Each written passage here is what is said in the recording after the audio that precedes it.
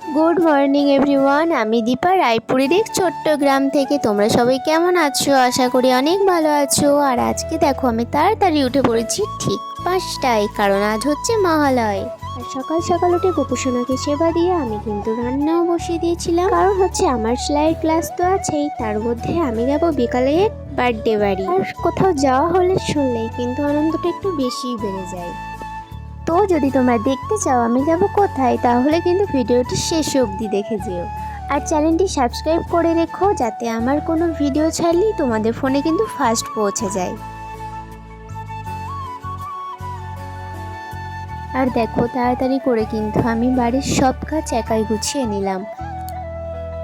আর আজ আমার এক কাস্টমার এসেছিলো, তার বাড়ির কিছু জিনিস আমার সেলাই করতে দিতে, কিন্তু তার কিনা আজকেই চাই, কিন্তু আমি কিভাবে আজকে দেব সেটাই বুঝতে পারছিলাম না। আর কি বলতো, যারা আমার রেগুলার কাস্টমার তাদেরকে কিন্তু না করতেও পারি না, তো যতটা সম্ভব আমি কিন্তু চেষ্টা করব আজকের মধ্যেই দেওয়ার।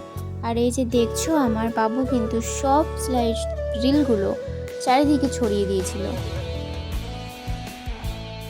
আর একটা কথা তোমার সাথে শেয়ার করি, তোমরা যখন কিন্তু রিল নেবে এরকম এক সেট নিয়ে নেবে, তাহলে কিন্তু সব রকম কালারও পেয়ে যাবে আর অল্প দামেও কিন্তু এটা পেয়ে যাবে। আর দেখো আমি কিন্তু একবারেই গুছিয়ে সেটা তুলে দিলাম, থাকলেই কিন্তু আবার জিনিসটা নষ্ট করবে।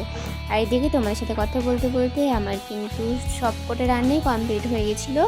এবার শুধু ছিল পোস্তটা বাকি। আজকে কি করেছিলাম বলো তো? আজ তো আমরা থাকবো না, তার জন্যই করেছিলাম নিরামিষ।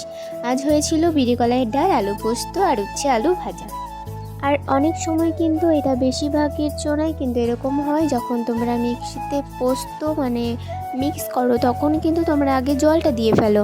জল দিলে কিন্তু ওটা গোটাই থেকে যায়। আমি শিখেছিলাম আমার শাশুড়ি মায়ের কাছ থেকে। প্রথমে কিন্তু শুকনো গুঁড়িয়ে নেবে, তারপর একটু জল দিয়ে মিক্সিতে মিক্স করে নেবে, তাহলে কিন্তু একদম নরম হয়ে যাবে।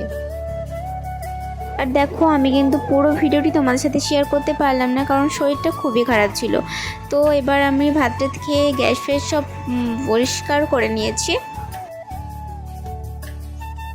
আর দেখতে দেখতে কিন্তু বেজেও গেছে 3টে। আগেকার ভিডিওগুলো আমি কিন্তু দেখাতে পারিনি, পরের ব্লগে নিশ্চয়ই পুরোটা দেখাবো। তো দেখো আমার কিন্তু আলমারিতে শাড়ি এত থাকতো, আমার কোনো শাড়িই কিন্তু পছন্দ হয় না। তো চলো ঝটাপট সেজে কিন্তু রেডি হয়ে যাই। কিন্তু এ কি হলো, এত আনন্দ করে সকাল থেকে, একটা কত আনন্দ যে আমি এখানে যাব, মুখটা এরকম শুকিয়ে গেল কেন? নিশ্চয়ই তোমরা ভাববে। তোমাদেরকে তো বলতে ভুলেই গেছি, আজ দুপুর 2টো থেকে কিন্তু বাবুর প্রচুর জ্বর। কিন্তু আমরা বার্থডেতে যাচ্ছি ঠিকই, কিন্তু আমরা ওইদিকেই যাচ্ছি, ওইদিকেই কিন্তু বাবুর ডাক্তারখানাটা পড়ে, তাই বাবুকে ডাক্তারটাও একবার দেখিয়ে নিলাম। আর দেখো বার্থডেতে যাচ্ছি, কিন্তু খালি হাতে গেলে চলে? তাই দেখো ওর জন্য কিন্তু একটা গিফটও নিয়ে নিয়েছি। তো নেওয়া তো হয়ে গেছে, আবার কিন্তু আমরা রওনা হয়ে গেলাম। আর দেখো বলতে বলতে কিন্তু চলেও এসেছি। বাবুর এত শরীর খারাপ, কোন মা এরকম হাসি খুশি থাকতে পারে বলো? তাই সেরকম ভিডিওটি কিন্তু আর করতে পারিনি। আর এই যে সেই কিন্তু ছোট্ট বাবুটির বার্থডে, যার বার্থডেতে আসার জন্য এতটা আনন্দ ছিল।